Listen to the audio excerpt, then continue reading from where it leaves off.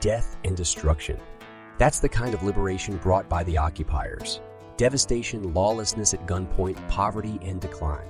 That's what the Russian world is. And their referendums are an attempt to tear Ukrainian territories away from Ukraine and deprive them of the future. This happens wherever they go with war. Transnistria, which was torn off from Moldova with the support of the Russian military contingent, Ukrainian Crimea, Donetsk, and Lugansk regions after 2014-15. Now, Kherson, Zaporozhye, and Kharkov regions of Ukraine. Putin and his gang blatantly lie that they are liberating people. In fact, they deprive them of life, home, homeland, future. Here's what the people of Ukraine say. Before, we lived and worked quietly on our land, raised children, helped parents build the future. Under the occupiers on the rich Ukrainian land, people live from hand to mouth. Farmers who know how to work on the land see no point in growing crops. After all, the occupiers will simply take away what people have created. The occupiers do not hide the fact that they will squeeze out everything that still lives and works, industrial and agricultural enterprises, shops, gas stations, etc. P. The owners won't get anything, well, if they stay alive.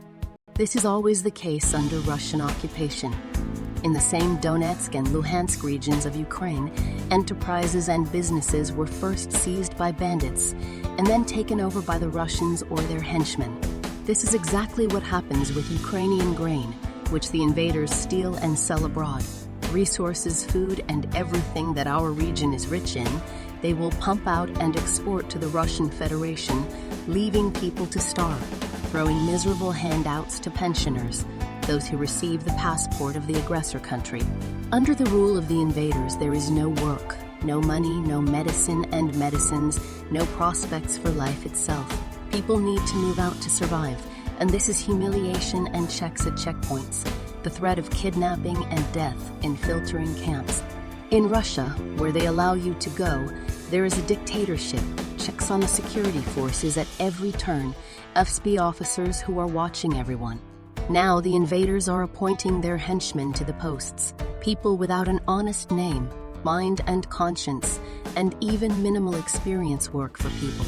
According to this scheme, the enemy always acts. At first they are armed and seize foreign land. Then they create fake republics and imprison bandits and just traitors to lead. And then they put their people, one by one. Natives of the Russian Federation sit in leadership chairs. They go to make careers and plunder the colony. The occupation administration of the Kharkiv region was headed by the ex-mayor of Russian Krasnodar, who resigned specifically for this. Deputies of the Russian Duma, governors, security officials are going to the occupied lands in shoals. We care about what our land will be like, future for us and our children. Please help those in need. Put as much as you can on the cryptocurrency wallet located below the video.